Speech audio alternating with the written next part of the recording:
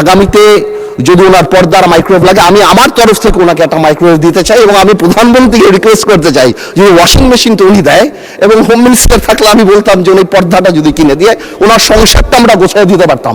উনি তো আমি মনে করি একজন বিজ্ঞ পার্লামেন্টারিয়ান। আবার নিজের থেকে অফারও দিয়ে দিলেন যে আমি সব দিয়ে দেব। ওনার কাছে চাইছে নাকি কেউ যে উনি দিবেন? মাননীয় বিরোধী দলের নেতা, এটা নিয়ে কোনো বিতর্ক হোক এটা আমি চাই না। আপনি অন্য কোনো বিষয় বললে বলেন, এটা সম্পর্কে আর শুনতে চাই না। এটা কথা, আরেকটি কথা আমি বলি আপনাদের কথা, আর যেভাবে আপনি একজন সদস্যকে অফার করেছেন তাকে দেবেন, এটাও তার জন্য একটি ডিসরেসপেক্টফুল মনে হতে পারে। উনি নিজের জন্য চান নাই, সকল সংসদ সদস্য যারা বসবাস করে সংসদের সরকারি বাড়িতে তাদের জন্য বলেছেন। সুতরাং এটা নিয়ে, এই বিষয়টি নিয়ে আর বিতর্ক না হোক, এটা আমি চাই। মাননীয় নেতা, এরপরে আর বাড়াবাড়ি তো কোনো দরকার নেই। বিরোধী দলের নেতা, আপনি তো এই সম্পর্কেই বলবেন তো? আচ্ছা, বলেন। মাননীয় সদস্য পয়েন্ট অফ অর্ডারে দাঁড়িয়ে যে কথাগুলো বলেছেন, আপনি তো প্রথমেই নাকচ করেছেন যে এটা পয়েন্ট অফ অর্ডারের বিষয় না। 2 নম্বর, একজন সদস্য তিনি সবার জন্য একটা বিষয় চেয়েছেন। আপনি রাইটলি বলেছেন যে এটা হাউসে না বলে এটার জন্য কমিটি আছে, ওখানে বললেই হতো।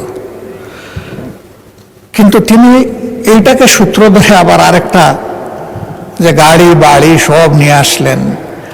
উনি তো আমি মনে করি একজন বিজ্ঞ পার্লামেন্টারিয়ান। আবার নিজের থেকে অফারও দিয়ে দিলেন যে আমি সব দিয়ে দেব। ওনার কাছে চাইছে নাকি কেউ যে উনি দিবেন? আমার মনে হয় যে আমাদের মানসিকতাগুলো এমন হওয়া উচিত যেটা এখানে দাঁড়িয়ে অন্তত কেউ কারো সম্মানে আমরা আঘাত করব না।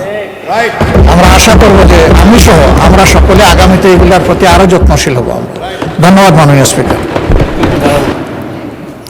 ধন্যবাদ বিরোধী দলের নেতা। তবে আন্দালিব রহমান মাননীয় সদস্যের বক্তব্যে আমি যেটা বুঝতে পেরেছি, তিনি কোনো তাকে আন্ডারমাইন করার জন্য বলেন নাই, সাহায্য করার জন্য বলেছেন, which is not really necessary। তবুও যাই হোক, এই সম্পর্কে বক্তব্য এখানে ইতি হোক, এটাই চাই।